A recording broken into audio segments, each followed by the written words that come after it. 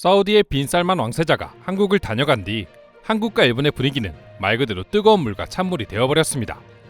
한국에서 수십 개의 기업과 협약을 한 후 갑작스레 일본 방문을 취소해버렸기 때문이죠. 그래도 일본인들은 어떻게든 자기 합리화를 하며 버티고 있었는데요. 빈 살만이 한국을 방문한 이유가 네옴시티가 다가 아니라는 사실들이 알려지자 일본인들은 완전히 무너지고야 말았습니다. 표면적으로 빈 살만 왕세자가 한국을 방문한 이유는 결국 네옴시티 때문이었습니다. 1000조 이상의 자금이 들어갈 것으로 예상되는 사우디의 기가 프로젝트에 한국 기업의 도움이 절실히 필요했기 때문이었죠. 하지만 시간이 지나면서 빈 살만 왕세자가 일본을 패스하고 한국에게만 이렇게 열정적인 이유는 오로지 네옴시티 때문만은 아니었다는 것이 밝혀지기 시작했습니다. 오로지 석유 하나만으로 지금까지 성장해온 사우디 입장에서는 결국 미래에 석유가 고갈되면 자신들도 무너질 수밖에 없다는 걸 누구보다 잘 알고 있습니다. 그래서 모두가 반대했던 네옴시티 건설을 천문학적인 돈을 투자하며 밀어붙이고 있는 것이죠. 새로운 산업과 관광지를 개발해야지만 사우디가 살아남을 수 있다 생각한 것입니다. 그리고 빈 살만 왕세자는 이를 위해 첨단 기술과 문화 산업을 가장 중요한 과제로 선정했습니다. 한국을 통해 문화의 힘이 얼마나 대단한지 또 얼마나 높은 수익을 얻을 수 있는지 깨달은 것이죠. 실제로 빈 살만 왕세자는 한국 문화 산업의 힘을 여러 번 언급하기도 했는데요. 한국을 다녀간 뒤 빈 살만 왕세자의 사우디 국부 펀드인 퍼블릭 인베스트먼트가 한국의 카카오 엔터테인먼트 투자를 추진한다는 소식이 전해지면서 관련 주가가 폭등하기도 했었죠. 다른 건 몰라도 일명 사우디 비전 2030의 중요한 과제 중 하나인 문화 부문에 있어서는 K-팝을 최우선 롤모델로 삼고 있다는 걸 공개적으로 발표한 것입니다. 사실 조금만 뉴스를 검색해보면 빈 살만 왕세자의 이런 행보가 전혀 놀라울 것도 없는데요. 사우디뿐만 아니라 중동의 수많은 국가들이 이미 한류 문화로 도배되고 있기 때문입니다. 사우디를 포함해 중동의 여러 나라들은 대부분 자국의 대중문화마저 부정적으로 여겨왔습니다.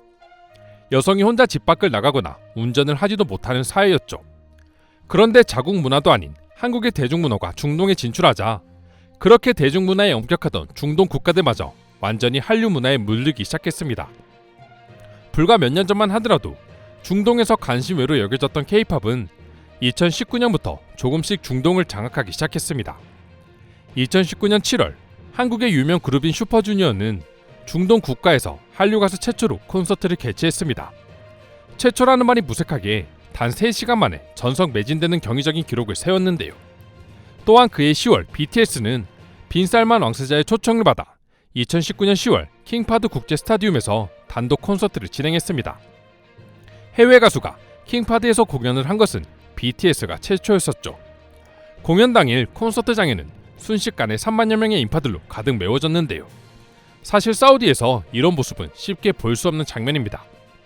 사우디는 엄격한 이슬람 율법을 강하게 적용하는 나라이기 때문에 불을 증명하는 서류를 내야 호텔에서 한 방을 쓸 수 있습니다. 그러나 BTS로 인해 엄청난 인파가 몰릴 것을 예상한 빈 살만은 이번만 예외적으로 BTS 공연 나흘 전부터는 외국인 남녀가 조건 없이 호텔 투숙이 가능하도록 하였으며 사우디 여성들에게도 남성 보호자 없이 숙박업소에 투숙할 수 있도록 허용하는 유례없는 조치를 취했다고 하는데요. 한류 문화 하나가 보수적인 문화를 가진 사우디조차 변화시킨 것입니다. 이후 한류의 힘을 제대로 체감한 빈 살만은 한국의 소프트 파워를 롤모델로 삼기 시작했습니다. 지난 6월 사우디의 문화 산업을 총괄하는 문화부 총관이자 왕자인 빈 파르한 알 사우드는 한국을 방문했습니다. 그는 빈 살만의 최측근으로 알려진 인물인데요.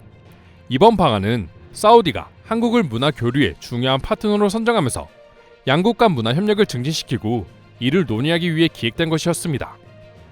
그 과정에서 그는 우리나라 정부기관뿐만 아니라 SM, CJ ENM 등 엔터테인먼트 기업들을 만나는 행보를 보여주며 한국 엔터 산업에 큰 기대를 가지고 있다는 것을 보여주었는데요.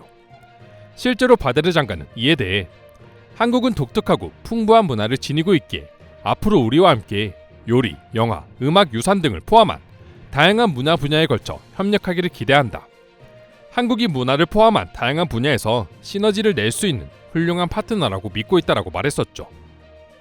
이처럼 과거부터 사우디는 탈석유 전략으로 한국의 게임과 콘텐츠 기업 그리고 여러 IT 스타트업에 꾸준히 투자하고 있었습니다. 올해 1월 넥슨과 NC소프트를 시작으로 6월에는 CJ ENM, 8월에는 한국의 대표 기획사인 SM엔터테인먼트, 그리고 9월에는 주요 IT 스타트업 기업들에게 사우디아라비아는 직접적으로 돈을 쏟아붓고 있었습니다. 가뜩이나 아시아 문화시장에서 한국에게 1위 자리를 내준 일본 입장에서는 한국과 비교해 날이 갈수록 망해가는 자신들의 대중문화에 좌절하고 있는데 빈살만 왕세자가 일본은 찾지도 않고 한국과 네옴시티와 더불어 미래문화산업까지 모든 도움을 청하고 있다는 사실을 알게 되자 당연히 좌절과 분노의 반응을 보여줄 수밖에 없었습니다. 해당 기사를 읽고 한 일본인은 자동차나 반도체 등 다른 산업은 어떻게든 기술 개발과 투자로 순위를 다시 역전할 수 있다. 하지만 엔터 산업에 있어서만큼은 단순히 시간과 돈을 투자한다고 되는 게 아니다. 정말 막대한 돈을 투자해 일본이 지금 한류 수준으로 올라간다고 해도 그때 한국의 문화산업은 훨씬 더 높은 위치에 있을 것이다.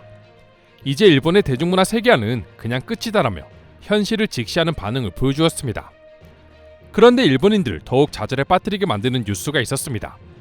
빈살만 왕세자가 한국의 문화뿐만 아니라 이번 회담에서 한국의 방산산업에 대해서도 엄청난 관심을 가졌다는 소식 때문이었죠. 다들 아시는 것처럼 사우디는 항상 여러 중동 국가들에게 위협을 받아오고 있습니다. 그래서 미국과 손을 잡고 군사 동맹을 맺기도 했었죠. 때문에 사우디는 무기 수입에 막대한 돈을 쏟아붓기로도 유명했습니다. 현재 사우디는 세계 2위의 무역 수입국이고 미국이 수출하는 무기의 약 4분의 1이 수출되는 나라입니다. 그만큼 자신들의 입지를 지키기 위해 국방비에 큰 돈을 꾸준히 투자하고 있죠. 그런데 여러 가지 이유로 미국과의 관계가 소원해지기 시작한 사우디는 무기를 수입할 다른 나라를 물색하기 시작했고 이 역시 한국으로 정한 것입니다. 실제로 정부 고위 관계자에 따르면 회담 과정에서 빈살만 왕세자는 한국의 방산제품 기술력을 매우 높게 평가한다. 에너지, 인프라, 건설과 더불어 방위 산업에서도 한국과의 협력을 획기적으로 강화하고 싶다라고 밝혔습니다. 세계 2위 무기 수입국인 사우디의 왕세자가 한국과의 회담에서 공개적으로 이렇게 발언하자 해외 외신들 역시 놀랍다는 반응을 보여주었는데요.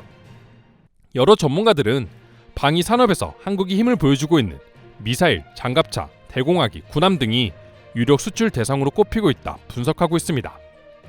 빈살만 왕세자가 한국 기업 총수와의 회담에서 하나솔루션의 김동관 부회장을 초대한 이유 역시 하나가 세계적인 무기 생산 기업으로 폭발적인 성장을 하고 있기 때문이라는 점 역시 작용한 것으로 알려지고 있습니다.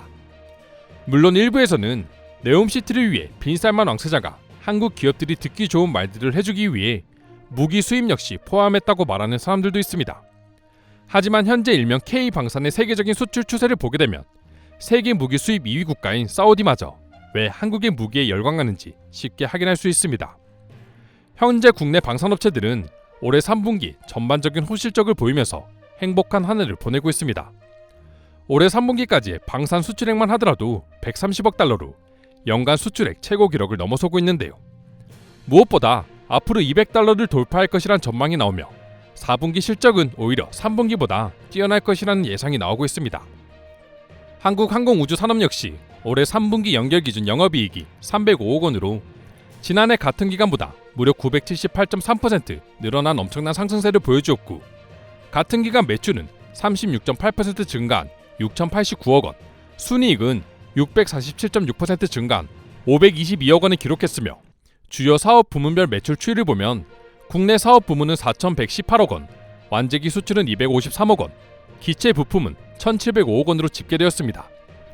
대표적인 한국의 방위 산업체인 LIG 넥스원 역시 올해 3분기 연결 기준 매출 6,995억 원, 영업이익 583억 원을 기록하면서 높은 허실적을 보이고 있습니다.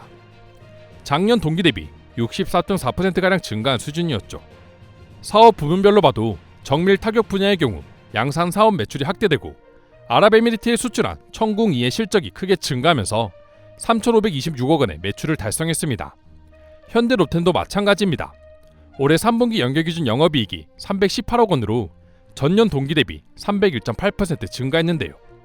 같은 기간 매출은 10.2% 증가한 7,825억 원을 기록했습니다. 다만 방산 부문의 매출은 4% 감소하는 모습을 보여주었지만 이는 폴란드와 대규모 수주를 맺은 것이 반영되지 않은 수치로 4분기가 되면 역대급 실적을 보여줄 것으로 분석하고 있습니다. 심지어 세간에서는 이미 한국이 방산 수출 빅4에 진입한 것이 아니냐는 이야기까지 흘러나오고 있었는데요. 방산 수출 강국으로 불리던 중국, 독일, 이탈리아, 영국을 넘어섰다는 분석이었죠. 그도 그럴 것이 최근 5년간 전 세계에서 무기 수출 증가율이 가장 높은 나라가 바로 한국이었습니다. 이와 관련해 CNN은 최근 실적에서 소위 K 방산을 내세운 한국 방위산업이 이미 메이저리그에 진입했다. 한국의 군사장비는 미국산보다 훨씬 저렴하면서도 매우 유력한 대안이 될 수 있는 기능을 갖췄다라고 보도하기도 했습니다. 세계적인 흐름이 이렇다 보니 빈살만 왕세자 입장에서도 가성비와 효율 모든 게 완벽한 한국의 무기를 수입하지 않을 이유가 없었던 것이죠. 하지만 일본의 방위산업 현실은 초라하기 그지없었습니다. 일본의 경우 전쟁 후 평화주의 노선을 강조하기 위해 1967년부터 분쟁 지역과 공산권 국가에 무기 수출을 금지하는 무기 수출 3원칙을 발표했습니다. 이로 인해 자연스레 방위산업이 약해질 수밖에 없었죠. 하지만 위기를 감지한 일본은 2014년 법을 개정하며 다시 무기 수출을 시작했지만 이후 8년간의 실적은 단 한 건에 불과했습니다. 미쓰비시 전기가 감시 레이더를 필리핀에 수출한 건이었죠. 그리고 세계 방산 시장에서 한국과는 달리 계속 실패를 맞이할 뿐이었습니다. 호주와의 소류급 잠수함 계약과 영국과의 P1 초계기 계약 실패 등등 일본 자체적으로 방위 산업에 대한 관심을 버리기 시작하면서 자연스레 관련 산업들이 붕괴되기 시작한 것이죠. 그럼에도 불구하고 일본 정부는 여전히 일본은 수십 년 동안 무기 수출이 금지되었기에 한국처럼 제대로 된 홍보를 할 수 없어 잘 팔리지 않는 거라고 변명 아닌 변명을 해대기 바빴습니다. 이처럼 하루 이틀만이 아니라 수년 동안 조금씩 방위산업과 문화산업에 있어 한국에게 일본이 완전히 밀리고 있다는 사실에 일본인들은 불만을 표시하고 있었죠. 하지만 이번 빈살만 왕세자의 방안으로 그 불만이 절정에 이르렀다고도 할 수 있는데요. 그럼 지금부터 빈살만 왕세자가 네옴시티뿐만 아니라 한국의 방위산업과 엔터산업에도 큰 관심을 가지고 있다는 소식에 일본 네티즌들은 어떤 반응을 보여주고 있는지 자세히 소개해드리도록 하겠습니다.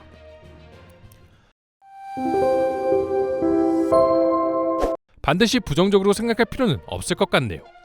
사우디에서 지리적으로 한국이 가깝기 때문에 먼저 온 것뿐이죠. 그리고 일본에 가는 타이밍에 월드컵이 열려 경기 때문에 서둘러 떠난 것이 아닐까 생각합니다. 그리고 저는 일본이 사우디와 좋은 관계를 다시 유지할 것이라 확신합니다. 그게 중요한 거야. 빈살만의 입장에서 일본은 고작 축구 경기보다 중요한 나라가 아니라는 거니까. 정말 일본이 필요했다면 월드컵 경기 시청을 포기했겠지. 너무나 당연한 일이다. 사우디에게 일본은 한국에서의 거래 실패 시 보험 정도에 불과했겠지. 한국에서 성공적인 결과를 도출했으면 보험은 해지하는 것이 아주 당연한 일. 첨단 기술, 전기차, 건설, 문화, 방산까지 한국이 모두 우위에 있는데 굳이 시간과 돈을 써서 일본에 오는 게 이상한 거지. 사우디가 뭐가 아쉬워서 카타르라는 일정을 포기하고 일본에 오겠어. 게다가 일본에서 가능한 것은 한국에서도 가능할 뿐만 아니라 오히려 더 뛰어난 효과를 보여줄 텐데 말이야. 가격도 훨씬 저렴할 거고. 문화산업, 방산산업, 미래환경산업 등 현재 사우디가 가장 중요시 여기는 모든 분야에서 일본은 한국에게 뒤처져 있다는 건 슬프지만 부정할 수 없다. 사우디에게 일본이란 그저 평소 원유를 많이 사주던 단골 고객 수준에 불과할 것입니다. 그런데 원유 가격을 내리자고 하니 일본에 오고 싶을 리가 있나요? 일부러 강경한 외교 정책을 펼친 것이겠죠. 너희가 아무리 뭐라 해도 사우디는 아쉬울 것이 전혀 없다는 것을 말하고 싶어 방문을 취소한 것입니다. 일본은 이제 인정해야 해. 한국이 일본보다 훨씬 앞서 있다는 사실을 말이야. 인정하지 않으면 절대로 발전은 없다. 인정한다고 해서 엄청나게 결과가 바뀔지도 장담하지는 못하지만 일본인들은 절대 인정하지 않을 겁니다. 시민들의 허탈함은 나라의 근간을 힐청거리게 할 수 있습니다. 빈살만은 한국의 건설, 원자력, 배터리, 반도체, 방산, 문화 등을 높이 평가하고 있기에 성의를 보일 필요가 있다고 생각했겠지만 일본은 사우디 의존도가 매우 높은 나라이기 때문에 이번 기회에 갑을관계를 확실히 한 것이라고 본다. 결국 문화산업의 지체가 세계 경쟁력 하락으로 이어진 거지. 이번 방문의 목적은 건설과 국방입니다. 그런데 이 두 개를 한국보다 가성비 좋게 만들어내는 나라는 현재 아시아에 없죠. 너무나 당연한 수순입니다. 솔직히 빈살만이 누군지도 모르고 감신도 없지만 한국을 방문하고 일본 방문을 취소했다는 소식에서 현재 일본이 국제적으로 받는 대우가 어떤지는 알겠다. 일본 국민으로서 부끄럽고 참담할 뿐이다. 이상으로 빈살만 왕세자가 한국의 방산 및 문화산업에도 관심을 가지고 있다는 소식에 대한 일본 반응 소개해드렸습니다. 오늘도 끝까지 영상 시청해주셔서 감사드리며 여러분들의 구독과 좋아요는 영상 제작에 큰 힘이 됩니다. 이상 종크TV였습니다.